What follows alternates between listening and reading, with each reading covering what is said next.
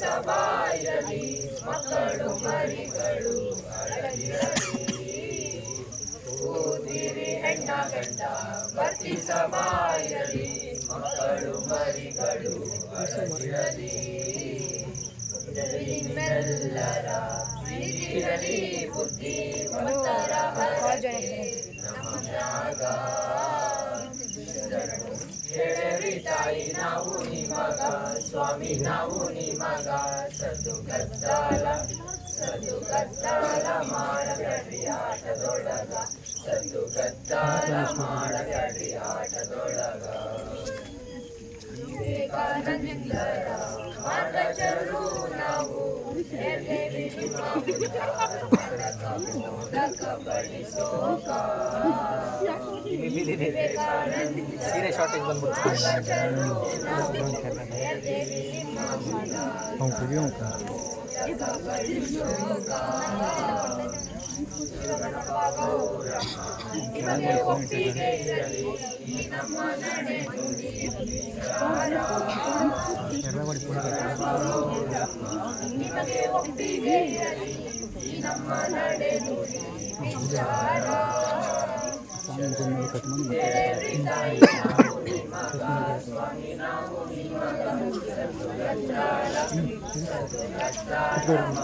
Of ಮಾಡ್ಬಿಡಿ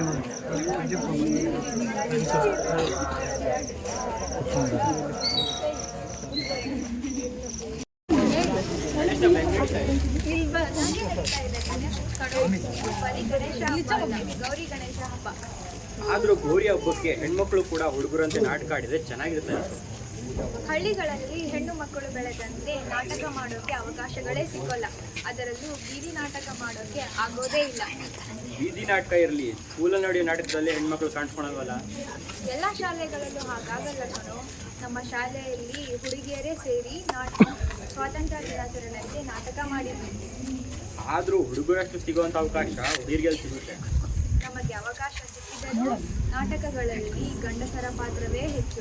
ಹಾಗಾಗಿ ಹುಡುಗಿಯರು ಕೂಡ ಗಂಡಸರ ಪಾತ್ರವೇ ಮಾಡಬೇಕಾಗುತ್ತದೆ. ಆದ್ರೆ ಹುಡುಗರು ಯಾಕೆ ಹೆಂಗಸರ ಪಾತ್ರ ಮಾಡಕ್ಕೆ ಹಿಂಜರಿತಾರೆ? ಇಲ್ವೋ, ಹಿಂದಿನ ಕಾಲದಲ್ಲಿ ಗಂಡಸರೇ ಹುಡುಗಿಯರ ಪಾತ್ರ ಮಾಡ್ತಿದ್ರಂತೆ. ನಮ್ಮೂರಲ್ಲಿ ಗಣೇಶ ಹಬ್ಬಕ್ಕೆ ಗಂಡಸರೇ ಹುಡುಗಿ ಪಾತ್ರ ಮಾಡಿದ್ರೆ ಚೆನ್ನಾಗಿರ್ತಾ ಇತ್ತು. ಗಣೇಶ ಗೌರಿ ಇರಲಿ. ಗಣೇಶ ಗೌರಿಯನ್ನು ಬೇಡಿಕೊಳ್ಳೋದು ಸರಿಯಾಗಿ ಬೇಡಿಕೊಳ್ಳೋಣವ. ಸರಿಯಾಗಿ ಅಂದ್ರೆ ಯಾವ ಥರ?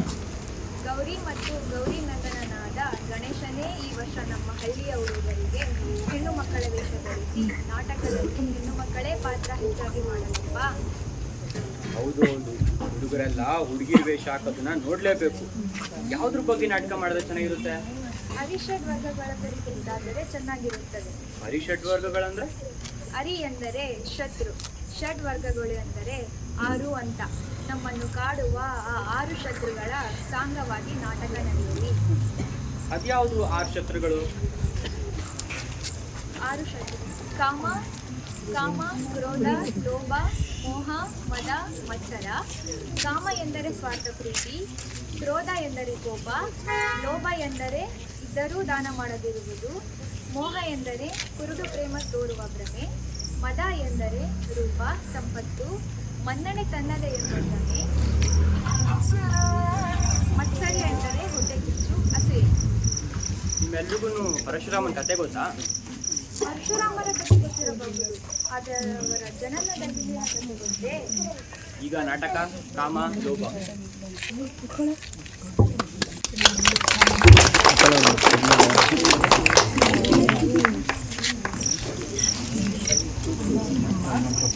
ಈ ಪತ್ರದೊಳಗಿರುವುದು ಏನು ಎಂದು ಹೇಳುವೆಯಾ? ಪ್ರಸಾದದ ಶೀಘ್ರ ಬರುತ್ತದೆ ಅಂದರೆ ಮಗಳೇ. ಒಂದು ರೀತಿಯಲ್ಲಿ ಪ್ರಸಾದ ಎಂದು ಹೇಳಬಹುದು. ಯಾವ ಪ್ರಸಾದ, ಏಕೆ ಎಂದು ತಿಳಿಸಿ ಹೇಳಬಾರದೆ ಮಗಳೇ ಸತ್ಯವತಿ? ಅಮ್ಮ, ನಾವಿಬ್ಬರು ಪುತ್ರರನ್ನು ಪಡೆಯುವ ಸಲುವಾಗಿ ನನ್ನ ಪತಿಯಾದ ರುಚಿಕ ಮಹರ್ಷಿಯಲ್ಲಿ ಬೇಡಿದೆವಲ್ಲ, ಆ ನಮ್ಮ ಕೋರಿಕೆಗೆ ಈ ಪ್ರಸಾದವನ್ನು ಮಂತ್ರಿಸಿಕೊಟ್ಟಿದ್ದಾರೆ. ಹೌದೇ, ಎಂತಹ ಒಳ್ಳೆಯ ವಿಷಯವನ್ನು ತಂದಿದ್ದೀರಿ ಸತ್ಯವತಿ. ಇದರಲ್ಲಿ ನನ್ನದು ಯಾವುದು, ನಿನ್ನದು ಯಾವುದು? ಅಮ್ಮ, ತಿಳಿಯಾದದ್ದು ನನಗೆ ಮತ್ತು ಗಾಢವಾದದ್ದು ನನಗೆ. ನನ್ನ ಅಳಿಯನಾದ ಋಷಿಕ ಮಹರ್ಷಿಯು ತನ್ನ ಪತ್ನಿ, ಅಂದರೆ ನನ್ನ ಮಗಳಾದ ಸತ್ಯವತಿಯ ಗರ್ಭದಲ್ಲಿ ಹುಟ್ಟುವ ಮಗ, ನನ್ನ ಗರ್ಭದಲ್ಲಿ ಹುಟ್ಟುವ ಮಗನಿಗಿಂತಲೂ ಉತ್ತಮನು, ಯಶೋವಂತನು, ಕೀರ್ತಿವಂತನು ಆಗಿರಬೇಕೆಂದು ಅವಳಿಗೆ ಒಳ್ಳೆಯದನ್ನೇ ಮಂತ್ರಿಸಿಕೊಟ್ಟಿರುತ್ತಾನೆ. ಹಾಗಾಗಿ ಅವಳ ಪ್ರಸಾದವನ್ನು ನಾನು ಗಿಟ್ಟಿಸಿಕೊಂಡರೆ ನನಗೆ ಉತ್ತಮವಾದ ಮಗನು ಹುಟ್ಟುತ್ತಾನೆ. ನಾನು ಪ್ರಸಾದವನ್ನು ಬದಲಾಯಿಸಲು ಭಿನ್ನಹಿಸಿಕೊಳ್ಳುತ್ತೇನೆ. ಏನನ್ನು ಚಿಂತಿಸುತ್ತಿರುವೆ ಅಮ್ಮ? ಸತ್ಯವತಿ, ನನ್ನದೊಂದು ಕೋರಿಕೆ ಇದೆ, ಈಡೇರಿಸುವೆಯಾ ಮಗಳೇ? ಯಾವುದನ್ನು ಬಯಸಿದೆಯೋ ಅದೇ ದೊರೆತ ಮೇಲೆ ಇನ್ನು ಯಾವ ಕೋರಿಕೆ ನಿನ್ನಲ್ಲಿದೆ ಅಮ್ಮ? ಸತ್ಯವತಿ, ನನ್ನ ಈ ಪ್ರಸಾದವನ್ನು ನೀನು ತೆಗೆದುಕೋ, ನಿನ್ನ ಪ್ರಸಾದವನ್ನು ನನಗೆ ಕೊಡು. ಅಮ್ಮ, ನಮ್ಮ ಧಾರಣೆಗೆ ತಕ್ಕ ರೀತಿಯಲ್ಲೇ ನಮಗೆ ಒಳ್ಳೆಯ ಮಗ ಹುಟ್ಟಲಿ ಎಂದು ಈ ಪ್ರಸಾದವನ್ನು ಮಂತ್ರಿಸಿಕೊಟ್ಟಿರುತ್ತಾರೆ. ಹಾಗಿರುವಾಗ ನಮ್ಮ ಪ್ರಸಾದವನ್ನು ಏಕೆ ಬದಲಾಯಿಸಿಕೊಳ್ಳಬೇಕು? ನನಗೆಂದು ಮಂತ್ರಿಸಿಕೊಟ್ಟಿರೋ ಪ್ರಸಾದ ನನಗೆ ಇರಬೇಕು, ನಿನಗೆಂದು ಮಂತ್ರಿಸಿಕೊಟ್ಟಿರೋ ಪ್ರಸಾದ ನಿನಗೆ ಇರಲಿ ಬಿಡಮ್ಮ. ಸತ್ಯವತಿ, ಒಬ್ಬ ತಂದೆ ತನಗೆ ಉತ್ತಮವಾದ ಮಗ ಹುಟ್ಟಲೆಂದು ಆಸೆ ಪಡುತ್ತಾನೋ, ಇಲ್ಲ ಅನ್ಯರಿಗೆ ಉತ್ತಮ ಮಗ ಹುಟ್ಟಲೆಂದು ಆಸೆ ಪಡುತ್ತಾನೋ? ಪ್ರತಿ ತಂದೆಯು ನನಗೆ ಒಳ್ಳೆಯ ಕೀರ್ತಿ ಮತ್ತು ಶ್ರೇಷ್ಠರ ಮಗ ಹುಟ್ಟಲಿ ಎಂದೇ ಬಯಸುತ್ತಾನೆ. ಕೇಳಿದೆಯಾ? ನಿನ್ನ ಪತಿಯಾದ ರುಚಿಕ ಮಹರ್ಷಿಯು ನಿನ್ನ ಗರ್ಭದಲ್ಲಿ, ನನ್ನ ಗರ್ಭದಲ್ಲಿ ಹುಟ್ಟುವ ಮಗನಿಗಿಂತಲೂ ಉತ್ತಮ ಮಗನೇ ಹುಟ್ಟಲೆಂದು ಪ್ರಸಾದವನ್ನು ವಿಶೇಷವಾಗಿ ಮಂತ್ರಿಸಿಕೊಟ್ಟಿರುತ್ತಾನೆ ಅಲ್ಲವೇ? ಅದಕ್ಕೆ ನಿನ್ನ ಪ್ರಸಾದವನ್ನು ನನಗೆ ಕೊಡು, ನನ್ನ ಪ್ರಸಾದವನ್ನು ನೀನು ಸ್ವೀಕರಿಸು ಮಗಳೇ. ಅಮ್ಮ, ಪಾಲಿಗೆ ಬಂದದ್ದನ್ನು ಪಂಚಾಮೃತ ಎಂದು ಸ್ವೀಕರಿಸೋಣ. ಸತ್ಯವತಿ, ನೀನು ಇಷ್ಟು ಸ್ವಾರ್ಥಿಯಾದ ಏಕೆ? ನೀನು ಬೇಕಾದರೆ ಇನ್ನೊಮ್ಮೆ ನಿನ್ನ ಪತಿಯಾದ ರುಚಿಕ ಮಹರ್ಷಿಯಲ್ಲಿ ಉತ್ತಮವಾದ ಮಗನನ್ನು ಪಡೆಯಲು ಪ್ರಸಾದವನ್ನು ಮಂತ್ರಿಸಿ ಬೇಡಬಹುದು. ಆದರೆ ಮುಪ್ಪು ಆವರಿಸುತ್ತಿರುವ ಈ ದೇಹಕ್ಕೆ ಮತ್ತೆ ಗರ್ಭಧರಿಸುವ ಶಕ್ತಿ ಉಂಟೆ? ಹಾಗಾಗಿ ನಿನ್ನ ಪ್ರಸಾದವನ್ನು ನನಗೆ ಕೊಡು ಮಗಳೇ. ಅಮ್ಮ, ಇದರಿಂದ ಮುಂದೇನಾದರೂ ತೊಂದರೆಯಾದರೆ? ಯಾವ ತೊಂದರೆ ಮಗಳೇ, ಏನೂ ಆಗದು. ಕುಡಿ.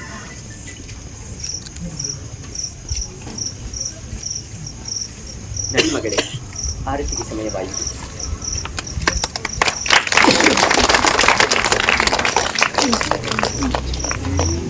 ನೋಡಿದ್ರಲ್ಲ, ಸುಶೀಲ ಮತ್ತು ಸತ್ಯವತಿ ತಮ್ಮ ಪ್ರಸಾದವನ್ನು ಬದಲಾಯಿಸಿಕೊಂಡು ಸ್ವೀಕರಿಸುತ್ತಾರೆ. ತಾಯಿ ಸುಶೀಲನ ಇಚ್ಛೆ ಪೂರೈಸಿದೆ. ಸುಖದಿಂದ ಗಳಿಸುವಂತಹದ್ದು ಸಮಯ ಕಳೆದ ಮೇಲೆ ತೊಂದರೆಯನ್ನೇ ತಂದುಕೊಡುತ್ತೆ. ಅಂತಹದ್ದು ಏನಾಯಿತು? ಬಾ ನೋಡೋಣ.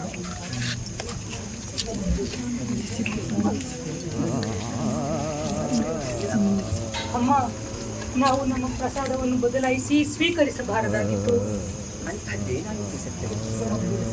ಅಮ್ಮ, ನಮಗೆ ಮಂತ್ರಿಸಿಕೊಟ್ಟ ಪ್ರಸಾದಗಳಲ್ಲಿ ನಿನಗೆ ಮಂತ್ರಿಸಿಕೊಟ್ಟ ಪ್ರಸಾದವು ಕ್ಷತ್ರಿಯಕ್ಕೆ ಅನುಗುಣವಾಗಿ ಹುಟ್ಟುವ ಗಂಡು ಮಗ ಹುಟ್ಟಲಿ ಎಂಬುದಕ್ಕಾಗಿ, ನನಗೆ ಮಂತ್ರಿಸಿಕೊಟ್ಟ ಪ್ರಸಾದವು ಬ್ರಹ್ಮಚರ್ಯಕ್ಕೆ ಅನುಗುಣವಾಗಿ ಗಂಡು ಮಗು ಹುಟ್ಟಲಿ ಎಂದು ಮಂತ್ರಿಸಿಕೊಟ್ಟ ಪ್ರಸಾದಗಳಾಗಿದ್ದವು. ಅಮ್ಮ, ಒಳ್ಳೆಯದೇ ಆಗಿದೆಯಲ್ಲ, ಆದರೆ ಏನಂತ ಮಗಳೇ? ಅಮ್ಮ, ನಿನಗೆ ಹುಟ್ಟುವ ಮಗ ಮೊದಲಿಗೆ ಉತ್ತಮ ರಾಜನಾದರೂ ಕಾಲಕ್ರಮದಲ್ಲಿ ರಾಜ್ಯಭಾರವನ್ನು ತೊರೆದು ಬ್ರಹ್ಮಚರ್ಯ ಆಗಲು ಹೊರಡುವನಂತೆ. ನನಗೆ ಹುಟ್ಟುವ ಮಗ ಲೋಕವನ್ನೇ ದಹಿಸಬಲ್ಲ ಮಹಾಕ್ರೋಧಿ, ಕೋಪಿಷ್ಠನಾಗಿ ಯುದ್ಧ ಮಾಡುವನಂತನಾಗಿ ಹುಟ್ಟುವನಂತಲ್ಲಮ್ಮ. ಸತ್ಯವತಿ, ನಾನು ನಿನಗೆ ಕೇಳು ಬಯಸಿದವಳಲ್ಲ. ನಮ್ಮಿಬ್ಬರು ಉತ್ತಮವಾದ ಮಗನೇ ಹುಟ್ಟಲೆಂದು ಪ್ರಸಾದವನ್ನು ಬದಲಾಯಿಸಿಕೊಂಡು ನಿನ್ನ ಗಂಡನಾದ ರುಚಿಕ ಮಹರ್ಷಿಯಲ್ಲಿ ಯಾವುದಾದರೂ ಒಂದು ಪರಿಹಾರವನ್ನು ಬೇಡೋಣವಾ? ಅಮ್ಮ, ನಾನು ಆಗಲೇ ಬೇಡಿ ನೋಡಿದೆನಮ್ಮ. ಇದಕ್ಕೆ ಒಂದೇ ಒಂದು ಪರಿಹಾರವಂತೆ. ಅದೇನು ಮಗಳೇ, ಬೇಗನೆ ಹೇಳು. ನನ್ನ ಮಗ, ಅವನಿಗೆ ಹುಟ್ಟುವ ಮಗ, ಇವರಿಬ್ಬರಿಗೂ ಕ್ರೋಧವನ್ನು ಹಂಚುವಂತೆ, ಅದರಲ್ಲೂ ನನ್ನ ಮೊಮ್ಮಗನ ಪಾಲಿಗೆ ಹೆಚ್ಚು ಕ್ರೋಧ ಸಲ್ಲಲಿ ಹಾಗೂ ಅವನೇ ಯುದ್ಧ ಯೋಧನಾಗಲಿ ಎಂದು ಬೇಡಿಕೊಂಡಿದ್ದೇನೆ ಅಮ್ಮ.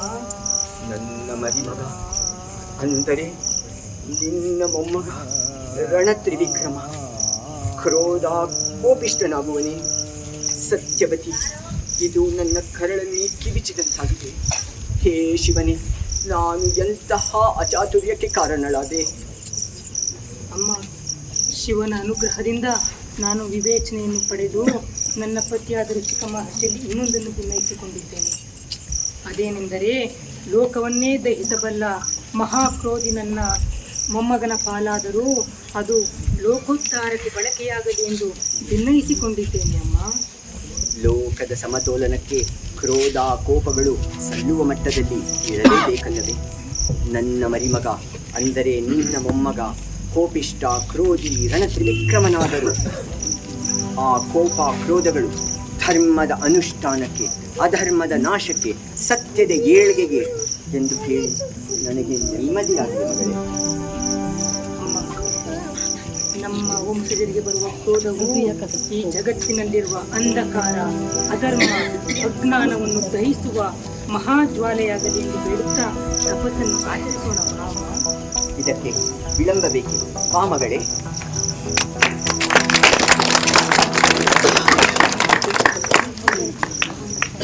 ಸತ್ಯವತಿಯ ಮಗನೇ ಜಮದಗ್ನಿ, ಅವನ ಮಗನೇ ಪರಶುರಾಮ. ಪರಶುರಾಮ ಕ್ಷತ್ರಿಯರ ಅಧರ್ಮವನ್ನು ಅಳಿಸಿ ಹಾಕಲು ರಣತ್ರಿವಿಕ್ರಮನಾಗುತ್ತಾನೆ. ಸುಶೀಲಳ ಮಗನೇ ಕೌಶಿಕ ಮಹಾರಾಜ. ನಂತರದಲ್ಲಿ ಅವನೇ ಬ್ರಹ್ಮಶ್ರೀ ವಿಶ್ವಾಮಿತ್ರನಾಗುತ್ತಾನೆ. ಮದ ಅಂತ ಹೇಳಿದ್ರೆ ತನ್ನನ್ನು ಬಿಟ್ಟರೆ ಬೇರಿಲ್ಲ ಎಂಬ ಅವಿವೇಕದ ಮದ. ರೂಪದಿಂದ, ಸಂಪತ್ತಿನಿಂದ, ಮನ್ನಣೆಯಿಂದ, ಇಲ್ಲವೇ ಸತ್ವದಿಂದ ಬರಬಹುದು. ಕೃಷ್ಣನ ಹೆಂಡತಿಯಾದ ಸತ್ಯಭಾಮೆಗೆ ರೂಪ ಮತ್ತು ಸಂಪತ್ತಿನ ಮದ ಅತಿಯಾಗಿರುತ್ತದೆ. ಕಾಮ ಅಂತ ಹೇಳಿದ್ರೆ ಅಹಂಕಾರದಿಂದ ಹುಟ್ಟುವ ಸ್ವಾರ್ಥ ಆಸೆಯೇ ಕಾಮ. ಲೋಭ ಎಂದರೆ ದುರಾಸೆ ತನ್ನಲ್ಲಿ ಇದ್ದು ಬೇರೆಯವರು ಬೆಳೆದಾಗ ಕುಡದಿರುವುದು. ಈಗ ನಾಟಕ ಸತ್ಯಭಾಮೆಯ ಮದ.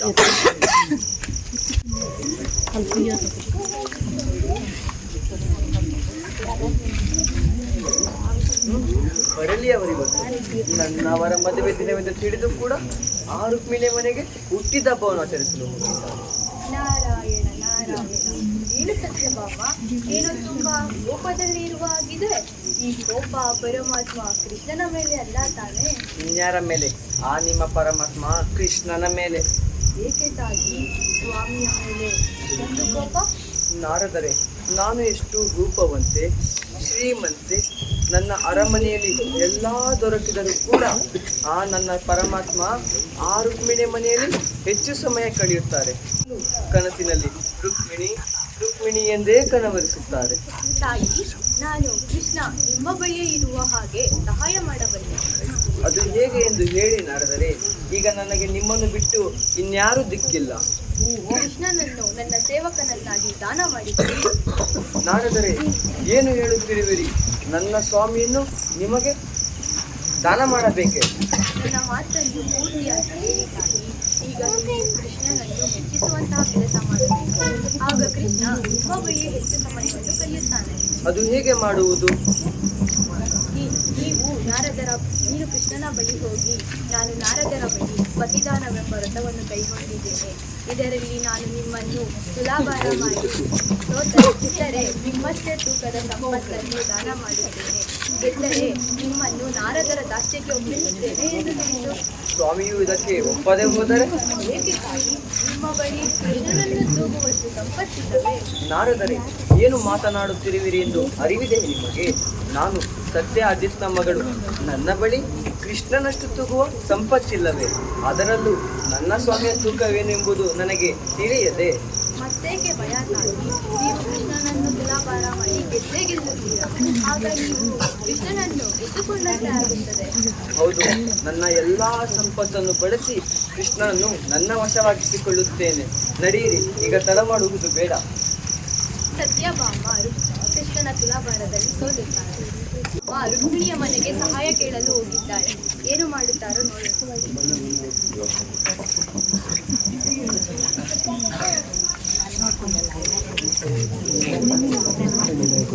ಅಕ್ಕ ರುಕ್ಮಿಣಿ,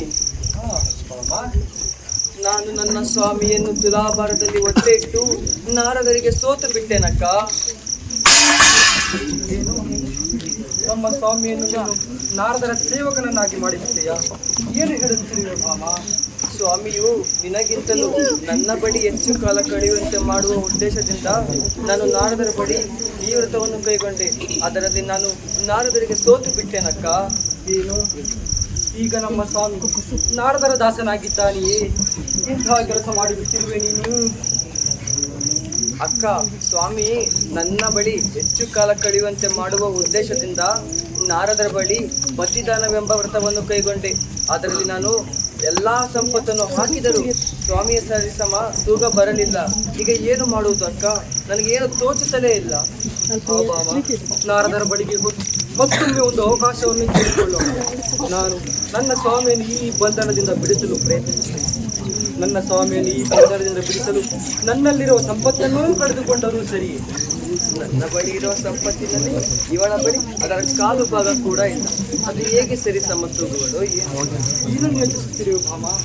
ನಾರದರ ಬಳಿಗೆ ಹೋಗೋಣ.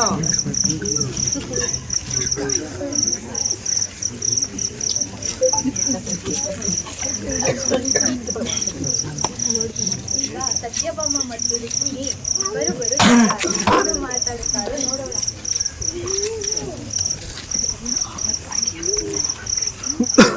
ಏನು ಸತ್ಯಭಾಮ, ರುಕ್ಮಿಣಿಯ ಜೊತೆಗೆ ಬರುತ್ತಿರುವೆ?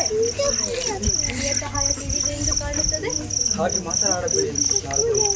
ನಾನು ನನ್ನ ಸ್ವಾಮಿಯನ್ನು ಈ ಬಂಧನದಿಂದ ಬಿಡಿಸಲು ಬಂದವರು. ನನ್ನ ಸ್ವಾಮಿಯನ್ನು ಈ ಬಂಧನದಿಂದ ಬಿಡಿಸಲು ನನ್ನ ಸಂಪತ್ತನ್ನು ಕಳೆದುಕೊಂಡರೂ ಸರಿಯೇ. ಸತ್ಯಭಾಮನ ಸಂಪತ್ತಿನಿಂದ ತೂಗದ ಕೃಷ್ಣ ನಿನ್ನ ಸಂಪತ್ತಿನಿಂದ ತೂಗುವನೇ? ನಾನು ಹಾಗೆ ಅಂದುಕೊಳ್ಳುತ್ತಿದ್ದೆ ನಾರದರೆ. ಒಂದು ಅವಕಾಶ ಕೊಟ್ಟು ನೋಡಿ, ಹೇಗೆ ತೂಗುವಳೋ ಏನು. ನಾನೇನಾದರೂ ನನ್ನ ಸ್ವಾಮಿಯನ್ನು ಈ ತುಲಾಭಾರದಲ್ಲಿ ಸರಿ ಸಮ ಸಹ ತೂಗಲಾಗದಿದ್ದರೆ ನಾನೂ ಕೂಡ ನನ್ನ ಸ್ವಾಮಿಯ ದಾಸಿಯಾಗಿದ್ದು ಬಿಡುತ್ತೇನೆ. ದಯವಿಟ್ಟು ನನಗೆ ನನ್ನ ಪ್ರಯತ್ನವನ್ನು ಮಾಡಲು ಬಿಡಿ. ಸತ್ಯಭಾಮ, ರುಕ್ಮಿಣಿ ಏನಾದರೂ ಕೃಷ್ಣನನ್ನು ಸರಿ ಇಟ್ಟುಕೊಂಡರೆ ಕೃಷ್ಣ ರುಕ್ಮಿಣಿಯ ಪಾಲಾಗುತ್ತಾನೆ. ಅಂದರೆ ಎಲ್ಲ ಸಮಯದಲ್ಲೂ ಕೂಡ ಕೃಷ್ಣ ರುಕ್ಮಿಣಿಯ ಜೊತೆ ಇರುತ್ತಾನೆ. ನನ್ನ ಸಂಪತ್ತಿನಿಂದ ತೂಗದ ಕೃಷ್ಣ ಇವಳ ಸಂಪತ್ತಿನಿಂದ ತೂಗುವನೇ? ಹೇಗಿದ್ದರೂ ರುಕ್ಮಿಣಿ ತೋರುತ್ತಾಳೆ. ನಡೀರಿ, ಏನಾಗುತ್ತೋ ನೋಡೋಣ. ಆಗಬಹುದು ನಾರದರೆ.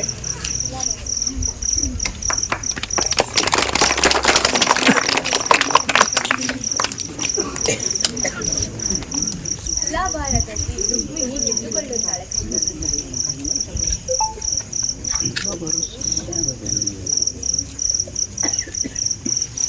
ಸತ್ಯಭಾಮ, ರುಕ್ಮಿಣಿ ಕೃಷ್ಣನನ್ನು ತುಲಾಭಾರದಲ್ಲಿ ಸರಿ ಸಮಾಸವಾಗಿ ಗೆದ್ದುಕೊಂಡಿದ್ದಾಳೆ.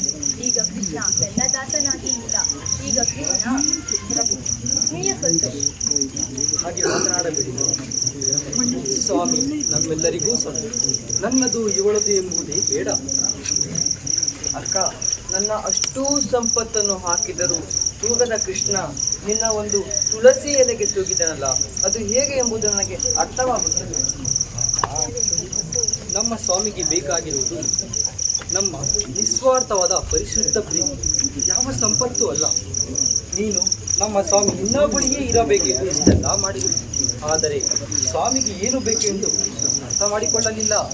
ಸತ್ಯಭಾಮ, ಕೃಷ್ಣ ನಿನ್ನ ಬಳಿಯೇ ಇರಬೇಕು ಎಂದು ಕೊಟ್ಟೆ ಕಿತ್ತು ನಿನ್ನ ಭಕ್ತರ ಸಂಪತ್ತು ಬರುವಳಿಕೆ ಮಾಡಲು ಇಲ್ಲ ನಾರದೆ, ನನಗೆ ಅರ್ಥವಾಗಿದೆ. ಈ ಅಂತಸ್ತು ಸಂಪತ್ತು ಎಲ್ಲವೂ ಕೃಷ್ಣನ ಮುಂದೆ ಸರಿಸಮ ತೂಗಬಾರದು. ಕೃಷ್ಣನು ಬರೀ ಪ್ರೀತಿಯ ಸಂಪತ್ತಿಂದ ಗೆಲ್ಲಬಹುದು ಹೊರತು ಬೇರೆ ಯಾವ ಸಂಪತ್ತಿಂದನೂ ಅಲ್ಲ. ನನ್ನ ಅತಿಯಾದ ದುರಸೆಯಿಂದ ನಾನು ಹೀಗೆಲ್ಲ ಮಾಡಿದೆ. ಸಂಪತ್ತನ್ನು ಪ್ರೀತಿ ಮುಖ್ಯ ಎಂದು ತಿಳಿಸಲಿಕ್ಕೆ ಸ್ವಾಮಿ ಈ ನಿಜರೂಪದ ನಾಟಕವನ್ನು ಇಲ್ಲಿಂದ ಆಡಿಸಿದ್ದಾರೆ ಅನ್ನಿಸುತ್ತದೆ.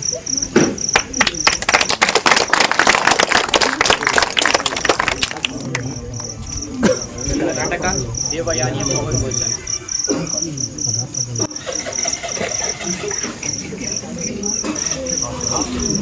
ಸಹಗಾಳಿ ಸ್ನಾನ ಮಾಡುತ್ತಿರುವಾಗ ಎಲ್ಲ ವಸ್ತ್ರಗಳನ್ನು ಸುತ್ತಿಕೊಂಡು ಹೋಯಿತು. ಓಡಿ ಹೋಗಿ ಹಿಡಿದಿದ್ದಕ್ಕೆ ಅದು ನಮ್ಮ ಕೈ ಸೇರಿತು. ಇಲ್ಲವಾಗಿದ್ದರೆ ನಮ್ಮ ಮಾನ ಒಂದು ಪಾಲಾಗುತ್ತಿತ್ತು. ಏನೋ ಅಚ್ಚುವನ್ನು ಮಾಡಿರುವೆ ಎಂಬ ಅರಿವು ನನಗಿದೆಯೇ? ಅಂತ ಅದು ಏನಾಯಿತು ರಾಜಕುಮಾರಿ? ಶರ್ಮಿಷ್ಠೆ, ಏನಾಯ್ತು? ನೀನು ತೊಟ್ಟಿರುವ ವಸ್ತ್ರ ನೋಡಿಕೊಂಡಿದೆಯಾ? ಓ, ಕ್ಷಮಿಸಿ ಬಿಡಿ ರಾಜಕುಮಾರಿ. ಆತುರದಲ್ಲಿ ನಿಮ್ಮ ವಸ್ತ್ರಗಳನ್ನು ಧರಿಸಿಬಿಟ್ಟೆ. ಸದ್ಯ ನಿಮಗೆ ನನ್ನ ವಸ್ತ್ರ ಸಿಕ್ಕಿದ್ದಲ್ಲ. ನಾನೇನು ನಿನ್ನ ವಸ್ತ್ರವನ್ನು ಬಯಸಿ ಧರಿಸಿಲ್ಲ. ನಿನ್ನ ಈ ವಸ್ತ್ರಗಳಿಂದ ಆಳಿನವಾಗಿ ನನಗೆ ಇಷ್ಟೇ ಮೀರಿ ಮಾತನಾಡದಿರಿ. ನಾನು ದೈತ್ಯೋಕ್ಷರ ಪುರೋಹಿತರಾದ ಶುಕ್ರಾಚಾರ್ಯರ ಮಗಳು. ನಿನ್ನ ತಂದೆ ಶುಕ್ರಾಚಾರ್ಯರು ನನ್ನ ತಂದೆಯ ಆಸ್ಥಾನದಲ್ಲಿ ಒಬ್ಬ ಸಂಬಳಕ್ಕೆ ಇರುವ ಒಬ್ಬ ಆಳು ಅಷ್ಟೇ. ಇಷ್ಟೇ ನಮ್ಮ ತಂದೆ ಶುಕ್ರಾಚಾರ್ಯರು ನಿಮ್ಮ ತಂದೆಯಂತಹ ಎಷ್ಟೋ ದೈತ್ಯರು ಬಂದು ಹೋಗಿರುವುದನ್ನು ಕಂಡಿದ್ದಾರೆ. ಮುಚ್ಚೆ ಬಾಯಿ. ನೀನು ಒಬ್ಬ ಆಳಿನ ಮಗಳು.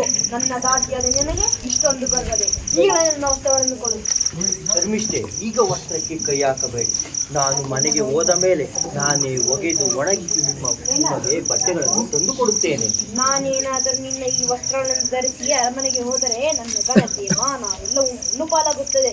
ಈಗಲೇ ನನ್ನ ವಸ್ತ್ರಗಳನ್ನು ಕೊಡು. ಏನಿಲ್ಲೇ ದಾಸಿ.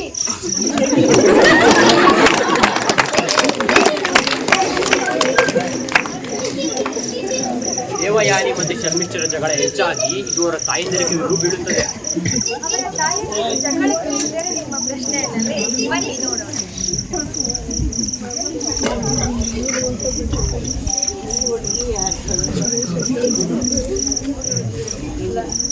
ಮಹಾರಾಣಿ ಜಯಂತಿ, ನನ್ನ ಮಗಳಾದ ದೇವಯಾನಿ ಮತ್ತು ನಿಮ್ಮ ಮಗಳಾದ ರಾಜಕುಮಾರಿ ಶರ್ಮಿಷ್ಠೆಯರ ನಡುವೆ ಒಂದು ವಸ್ತ್ರದ ಸಲುವಾಗಿ ಎದ್ದ ಜಗಳ ಈಗ ಒಂದು ದೊಡ್ಡ ರಾದ್ಧಾಂತವಾಗಿ ಹೋಗಿದೆ.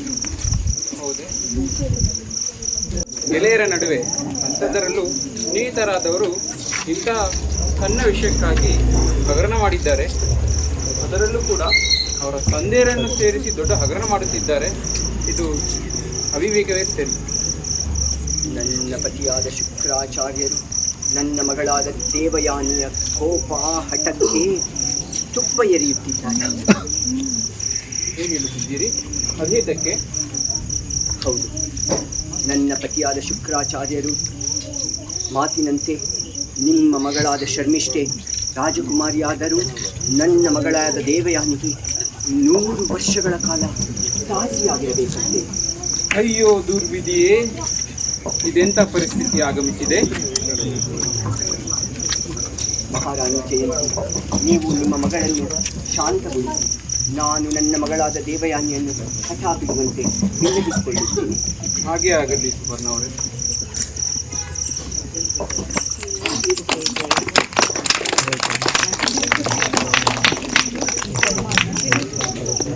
ಶರ್ಮಿಷ್ಠೆಯೊಡನೆ ಪ್ರೀತಿಯಲ್ಲಿದ್ದ ಯಯಾತಿ ಎಂಬ ರಾಜನನ್ನು ದೇವಯಾನಿ ಹಠ ಮಾಡಿ ಮದುವೆ ಆಗುತ್ತಾಳೆ. ಅಷ್ಟೇ ಇಲ್ಲದೆ ಶರ್ಮಿಷ್ಠೆಯ ಹೊಟ್ಟೆ ಉರಿಸಲು ಅವಳು ತನ್ನ ದಾಸಿಯಾಗಿ ತನ್ನ ಗಂಡನ ಮನೆಯವರೆಗೂ ಕರೆದೊಯ್ಯುತ್ತಾಳೆ. ದೇವಯಾನಿ, ನಿನ್ನ ಹಠ, ನಿನ್ನ ಕೋಪ, ನಿನ್ನ ಬಾಳನ್ನೇ ಬಿಡಬೇಡ ಮಗಳು, ಬಿಡಬೇಡ. ನೀನು ನಿನ್ನ ಪತಿಯಾದ ಯಯಾತಿಯ ಮನೆಗೆ ಹೋಗುತ್ತಿರುವೆ. ಈಗಲಾದರೂ ನೀನು ಆಳಾಗಿ ಮಾಡಿಕೊಂಡಿರುವ ರಾಜಕುಮಾರಿ ಶರ್ಮಿಷ್ಠೆಯನ್ನು ದಾಸ್ಯದಿಂದ ಬಿಡುಗಡೆ ಮಾಡು ಮಗಳೇ. ಅಮ್ಮ, ಒಂದು ವಸ್ತ್ರ ಸಲುವಾಗಿ ನಮ್ಮನ್ನು ಆಳಿಂದು ಈಯಾಡುತ್ತ ಆ ಶರ್ಮಿಷ್ಠೆಗೆ 100 ವರ್ಷದ ಸಾಧ್ಯವೇ ಮಗಳೇ. ನಿನಗೆ ಶರ್ಮಿಷ್ಠೆ ಮತ್ತು ದೇವಯಾನಿಯರ ನಡುವೆ, ಶರ್ಮಿಷ್ಠೆ ಮತ್ತು ಯಯಾತಿಯರ ನಡುವೆ ಪ್ರೀತಿ ಇರುವುದೆಂದು ಮರೆತಿದ್ದೀಯೇ? ನೀಗೇನಾದರೂ ಶರ್ಮಿಷ್ಠೆಯನ್ನು ನಿನ್ನ ಪತಿಯಾದ ಯಯಾತಿಯ ಮನೆಗೆ ಕರೆದುಕೊಂಡು ಹೋದರೆ ನೀನು ನಿನ್ನ ಸಂಸಾರಕ್ಕೆ ಕೇಡನ್ನು ಕರೆದೊಯ್ದಂತೆ. ಅಮ್ಮ, ಶರ್ಮಿಷ್ಠೆಯನ್ನು ನನ್ನ ಕೈಗೊಂಬೆಯನ್ನಾಗಿಸಿ ನನ್ನ ಹತ್ತಿರದಲ್ಲೇ ಇಟ್ಟುಕೊಂಡು ನನ್ನ ಪತಿಯಾದ ಯಯಾತಿಯ ಯೌವನ ಮತ್ತು ಭೋಗವನ್ನು ನೋಡಿ ಅವಳು ದುಃಖಿಸುವುದನ್ನು ನಾನು ನೋಡಿ ಆನಂದ ಪಡುತ್ತೇನಮ್ಮ, ಆನಂದ ಪಡುತ್ತೇನೆ. ದೇವಯಾನಿ, ಶರ್ಮಿಷ್ಠೆಯ ಹೊಟ್ಟೆ ಉರಿಸಲು ಹೋಗಿ ನಿನ್ನ ದಾಂಪತ್ಯ ಹಚ್ಚಿ ಉರಿದೀತು ಮಗಳೇ. ಎಚ್ಚರ. ಅಮ್ಮ, ನಿಮ್ಮ ವಿವೇಚನೆ ಕೇಳಿ ನಾನೇನು ಬರಲಿಲ್ಲ. ನಿಮ್ಮ ಉಪದೇಶ ನನಗೆ ಬೇಕಾಗಿಲ್ಲ. ಶರ್ಮಿಷ್ಠೆಯ ಕೋಪದ ಮತ್ತು ದುಃಖದ ಜ್ವಾಲೆ ಇವಳನ್ನು ಸುಡದೆ ಬಿಡದು.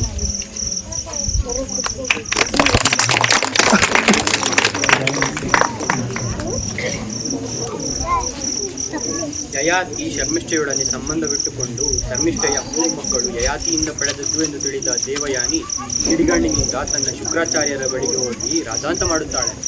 ಶುಕ್ರಾಚಾರ್ಯರು ಮಗಳ ಇವು ಯಯಾತಿಗೆ ಮುಪ್ಪು ಬಂದು ಮುದುಕನಾಗಲೆಂದು ಶಪಿಸುತ್ತಾರೆ. ಈ ಶಾಪದಿಂದ ದೇವಯಾನಿಯೂ ತನಗೆ ಸಲ್ಲಬೇಕಾದಂಥ ಸುಖವನ್ನು ಕಳೆದುಕೊಳ್ಳುವೆನೆಂದು ಅರಿತು ಶುಕ್ರಾಚಾರ್ಯರ ಹತ್ರ ಹೋಗಿ ಶಾಪಕ್ಕೆ ಪರಿಹಾರ ಕೇಳುತ್ತಾಳೆ. ಆಗ ಶುಕ್ರಾಚಾರ್ಯರು ಯಯಾತಿಯು ತನ್ನ ಮುಪ್ಪನ್ನು ಮತ್ತೊಬ್ಬ ಯುವಕನ ಯೌವನಕ್ಕೆ ಬದಲಾಯಿಸಿಕೊಳ್ಳಬಹುದೆಂದು ಸೂಚಿಸುತ್ತಾರೆ.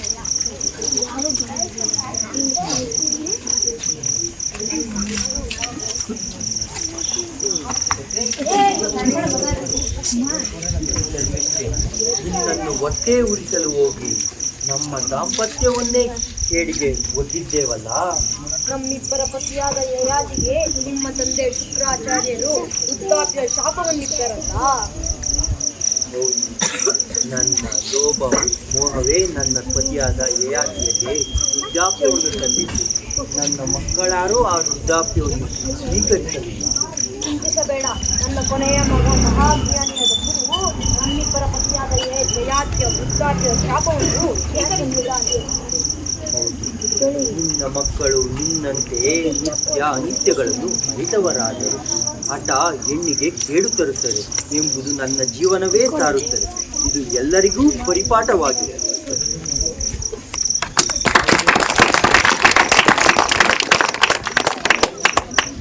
ಈಗ ನಾಟಕ ದ್ರೌಪದಿಯ ಕ್ರೋಧ.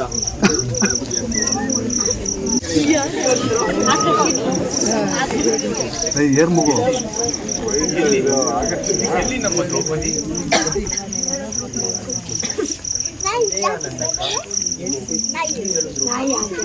ನನಗಾದ ಅನ್ಯಾಯವನ್ನು ಒಬ್ಬಿ ಹೋಗಿದ್ದಾಳೆ. ಅಮ್ಮ ದ್ರೌಪದಿ, ನಿನಗಾದ ಅವಮಾನವನ್ನು ಒಂದು ಹೆಣ್ಣಾಗಿ ನಾನೆಂದೂ ಸಹಿಸಲಾರೆ. ನನ್ನ ಮಕ್ಕಳಾದ ದುರ್ಯೋಧನ ದುಶ್ಯಾಸನಾದಿಗಳು ತುಂಬಿದ ಸಭೆಯಲ್ಲಿ ಎಲ್ಲರೆದುರು ನಿನ್ನ ಮಾನಕ್ಕೆ ಚ್ಯುತಿ ತಂದದನ್ನು ಕೇಳಿ ನನ್ನ ಕರುಳೇ ಕಿತ್ತಂತಾಗಿದೆ. ಅಮ್ಮ ದ್ರೌಪದಿ, ನಿನ್ನ ಈ ಸ್ಥಿತಿಯನ್ನು ಸಹಿಸಲಾಗುತ್ತದೆ. ದೇಶಗಳನ್ನು ಇಲ್ಲ, ಇದೇ ಕೇಶಗಳನ್ನು ನಾವೇ ಆ ತುರುಳ ದುಶ್ಯಾಸನ ಹಿಡಿದು ನನ್ನನ್ನು ಸಭೆಗೆ ಎಂದು ಆ ಕಟುಕನ ನೆತ್ತರು ಈ ನನ್ನ ಮುಡಿಗೆ ಸೊಪ್ಪುವುದು, ಅಂದೇ ನಾನು ಈ ಕೇಶಗಳನ್ನು ಕಟ್ಟುವುದು. ಸಮಾಧಾನ ಮಾಡಿಕೊಂಡು ಇಷ್ಟು ವರ್ಷಗಳ ಕಾಲ ನನ್ನ ಪತಿಯಾದ ಅವರು ಇನ್ನ ಮಟ್ಟಕ್ಕೆ ಸಾರುವವರೆಗೂ ನಾನು ಕಲಿಯೂ ಇದ್ದಿರಲಿಲ್ಲ. ನನ್ನ ಪತಿ ಕರ್ಣ ನಿನ್ನ ಸೀರೆಯನ್ನು ಬೆಳೆಯಲು ದುಶ್ಯಾಸನಕ್ಕೆ ಪ್ರೇರೇಪಿಸಿ ಪ್ರೋತ್ಸಾಹಿಸಿ ನಿನ್ನನ್ನು ಬೆತ್ತಲೆಯಾಗಿ ಪ್ರಯತ್ನ ನಡೆಸಿ ನಾನು ಕುಸಿದು ಬಿದ್ದೆ. ಖಂಡಿತ ಇದು ಪುರುಷತ್ವಕ್ಕೆ ಅವಮಾನ. ಗಾಂಧಾರಿ, ಸಭೆಯಲ್ಲಿ ನೀನಿದ್ದರೆ ಹೀಗಾಗುತ್ತಿರಲಿಲ್ಲ. ನಮ್ಮವರೇ ನಮ್ಮ ಮನೆಯ ಸೊಸೆಯನ್ನು ಅನ್ಯರ ಮುಂದೆ ಹೀನವಾಗಿ ನಡೆದುಕೊಂಡರಲ್ಲ, ಅವರ ಪಾಪದ ಕೂಡ ತುಂಬಿ ತುಳುಕುತ್ತಿದೆ.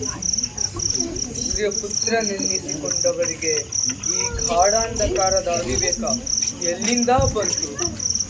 ವಿಶಾಲಿ, ನನ್ನ ಮಗ ದುರ್ಯೋಧನನ ಮೇಲಿರುವ ಕುರುಡು ಪ್ರೇಮವೇ ಕರ್ಣನ ಹೀನ ನಡತೆಗೆ ಕಾರಣವಾಗಿದೆ.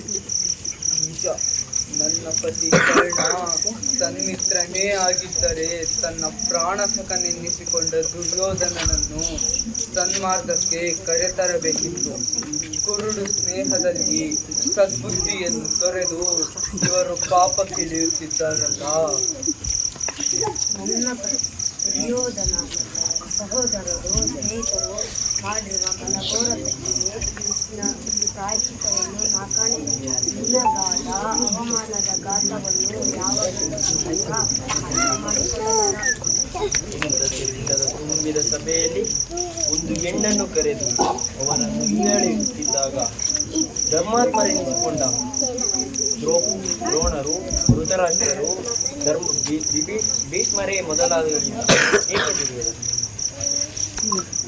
ಇಷ್ಟಕ್ಕೆಲ್ಲ ಕಾರಣ ನಾನು ಹೊಟ್ಟೆ ಹೊಡೆಕೊಂಡು ಪಿಂಡವನ್ನು ಹೊರತೆಗೆದಾಗಲೇ ವೇದವ್ಯಾಸರು ಈ ಪಿಂಡವನ್ನು ಈಗಲೇ ನಿರ್ನಾಮ ಮಾಡಿಬಿಡು, ಇಲ್ಲವಾದರೆ ಮುಂದೆ ಇದು ಬೆಳೆದು ನಿಮ್ಮ ಕುಲಕಂಟಕರಾಗುತ್ತಾರೆ, ಎಚ್ಚರ ಎಂದು ಹೇಳಿದರು.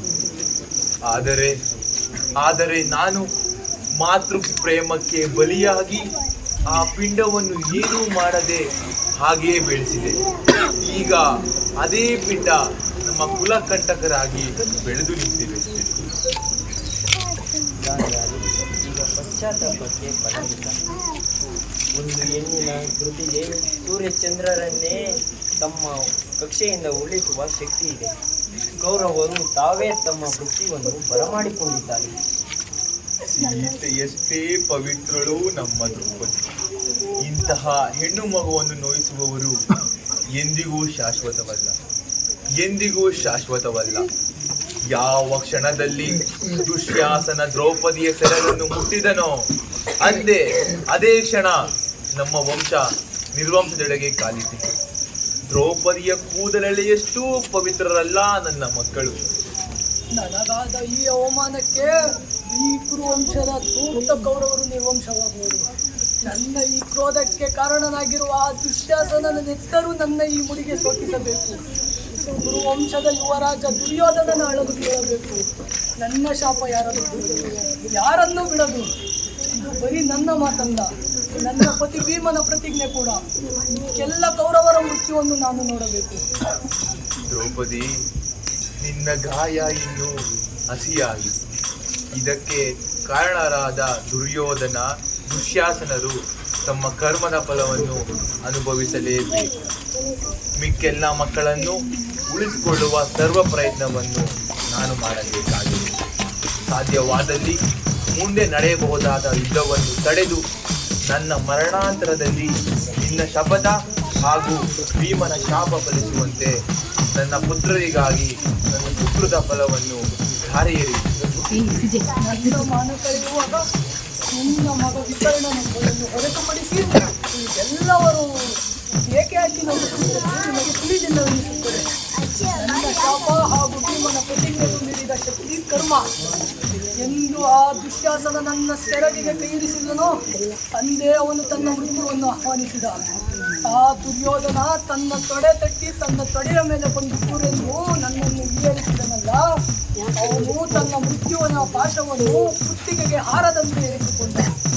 ಎಲ್ಲ ಕೌರವರು ಮುತ್ತು ಕೇಕೆ ಹಾಕಿ ಬೆಂಕಿಯನ್ನು ನುಂಗುವ ಪತಂಗಗಳಾದವು. ನನ್ನ ಈ ಕ್ರೋಧಕ್ಕೆ, ನನ್ನ ಈ ನೋವಿಗೆ ನಿನ್ನ ಮಕ್ಕಳಿಗೆ ಮೃತ್ಯು ಶತಸಿದ್ಧ.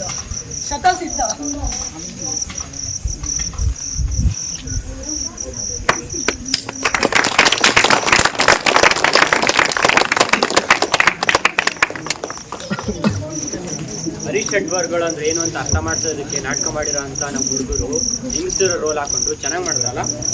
ಹೌದು, ಮುಂದಿನ ಬಾರಿ ಯಾರಾದರೂ ಪ್ರೇಕ್ಷಕರಲ್ಲಿ ಹುಡುಗರು ಹೆಂಗಸರ ಪಾತ್ರ ಮಾಡುವಿರಾ? ನಮ್ಮ ಈ ಗಣಪ ಗೌರಮ್ಮ ನಿಮ್ಮೆಲ್ಲರಿಗೂ ಬೇಕಾದ ಧೈರ್ಯ ಕೊಡಲಿ ಎಂದು ಕೇಳ್ತಾ ಗಣಪ ಗೌರಮ್ಮನಿಗೆ ಶರಣು ಹೇಳೋಣ.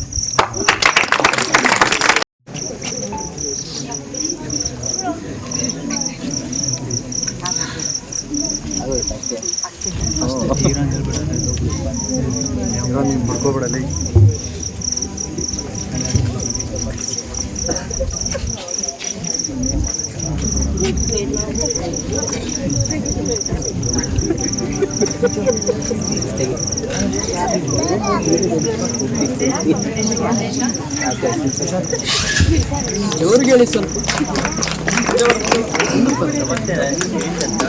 ಮಾಡಿ ಪಾತ್ರ ದೇವಯ್ಯ.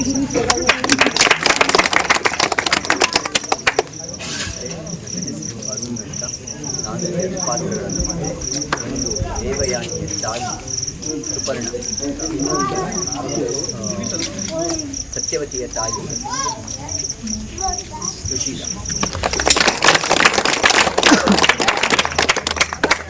ನನ್ನ ಹೆಸರು ಯೋಗಿ, ನಾನು ಮಾಡಿದ ಪಾತ್ರ ಶರ್ಮಿಷ್ಠ. ನನ್ನ ಹೆಸರು ದರ್ಶನ್ ಅಂತ, ನಾನು ಮಾಡಿದ ಪಾತ್ರ. ನನ್ನ ಹೆಸರು ನಾನು ಮಾಡಿದ ಪಾತ್ರ ಸತ್ಯಭಾಮ.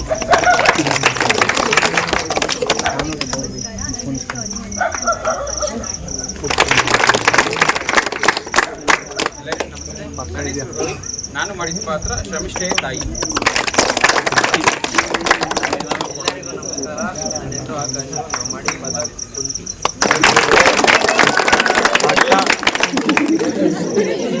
ನಮಸ್ತೆ, ನನ್ನ ಹೆಸರು ಚಿದಾನಂದ್. ನಾನು ಮಾಡಿದ ಪಾತ್ರ ವೃಷಾಲಿ. ನಮಸ್ತೆ, ನನ್ನ ಹೆಸರು ಶಮಂತ್. ನಾನು ಮಾಡಿದ್ದು ಭಾನುಮತಿ. ನನ್ನ ಹೆಸರು ರವಿ. ನಾನು ಮಾಡಿದ ಪಾತ್ರ ಏನು ಹೇಳಿ?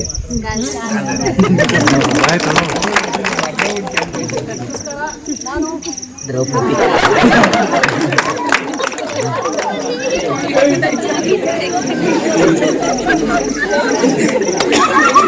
ಆಂಕರ್ಸ್ ಬರೋ ಆಂಕರ್ಸ್ ಸೂತ್ರಧಾರಿ.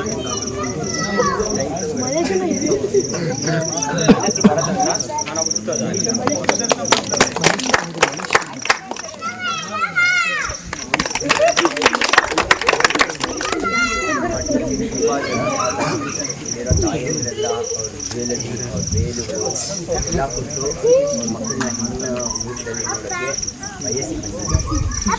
ಒಂದೇ ಅಲ್ಲ, ಈ ಗೆಟಪ್ಗಳಿಗೆ ವೆಂಕಟೇಶ್ ಕೂಡ ನನಗೆ ಸಹಾಯ ಮಾಡಿದ್ದಾರೆ. ಇವಾಗ ಪ್ರತಿಯೊಬ್ಬರು ಒಂದೊಂದು ನಾಟಕದ ಬಗ್ಗೆ ಒಂದು ಪ್ರಶ್ನೆ ಕೇಳ್ತೀನಿ. ಗೊತ್ತಿದ್ದವ್ರು ಕೈ ಎತ್ತಿ ಉತ್ತರಿಸಕ್ಕಾಗುತ್ತಾ? ಗ್ರೂಪ್ ಅವ್ರು ಹೇಳ್ಬೋದು.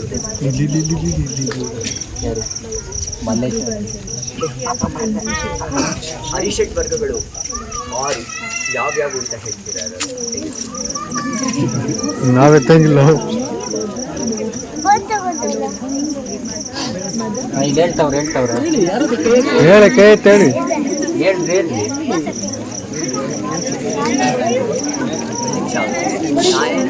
ಅದಕ್ಕೆ ಹುಡುಗರೆಲ್ಲ ಹೇಳೋದು ನಾಟಕ ಹಿಂಗಿತ್ತು ಅಂತ ಕೇಳ್ಬಿಡೋಣ. ಎಲ್ಲರೂ ಚಪ್ಪಾಳೆ ಹೊಡ್ಬಿಡೋರು, ಚೆನ್ನಾಗಿತ್ತು ಸತ್ಯ ನಿಜವಾಗ್ಲೂ ಏನು ಹೇಳು. ಹೇಳು. ಕಾಮ ಕ್ರೋಧ ಮದ ಹೇಳ್ಬಿಟ್ಟ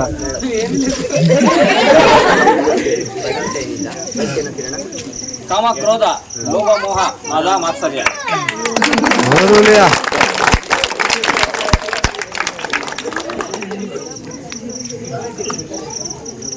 ಸತ್ಯಭಾಮೆಯ ಮದದಲ್ಲಿ ಸ್ವಾಮಿಗೆ ಸಂಪತ್ತು ಮುಖ್ಯ ಆಗಿದ್ದಿಲ್ಲ, ಬೇರೇನು ಮುಖ್ಯ ಆಗಿತ್ತು ಹೇಳಿ?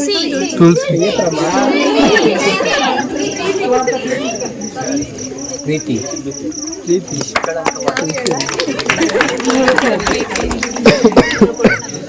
ಡ್ರಾಮಾದಲ್ಲಿ ರುಕ್ಮಿಣಿ ನನಗೆ ಏನಾಗಬೇಕಿತ್ತು?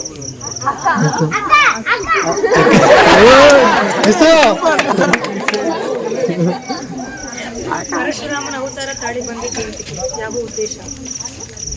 ಪರಶುರಾಮನ ಅವತಾರ ಯಾವ ಹೇಳ್ಬೋದಾ? ಗ್ರೂಪ್ ಅವ್ರು ಬೇಡ ಇರೋ.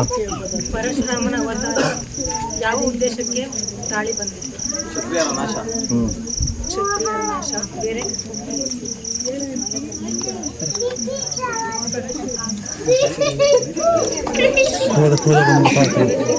ಕ್ಷತ್ರಿಯರು ಯಾವ ತರ ಕ್ಷತ್ರಿಯರು? ಅಧರ್ಮ, ಅಜ್ಞಾನ ಮತ್ತೆ ಅಂಧಕಾರ. ಯಯಾತಿ ಯಾರ ಗಂಡ ಆಗಿಲ್ಲ? ಏನು? ಯಯಾತಿ ಯಾರ ಗಂಡ ಆಗಿಲ್ಲ? ಅದೇ ಆಪ್ಷನ್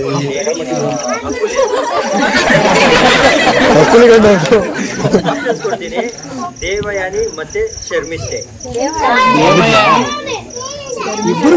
ಒಬ್ರು ಆನ್ಸರ್ ಮಾಡಿ.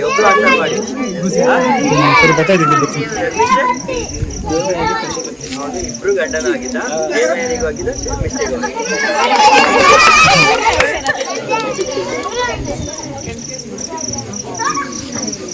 ಸೀರೆ ಹೇಳ್ತಿದ್ ಯಾರು? ಯಾರು ಹೇಳ್ತಿಲ್ಲ. ಆಕಾಶಿ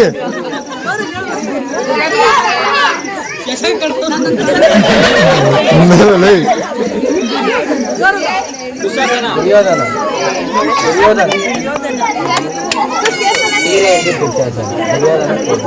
ಕುಂತಿ ಮುಂದೆ ಬಾ. ಕುಂಟಿ ಮಕ್ಕಳು ಎಷ್ಟು ಜನ? 5 7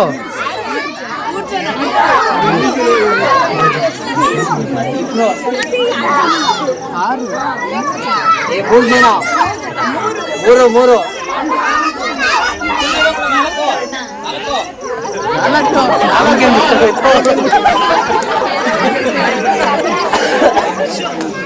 ಇರ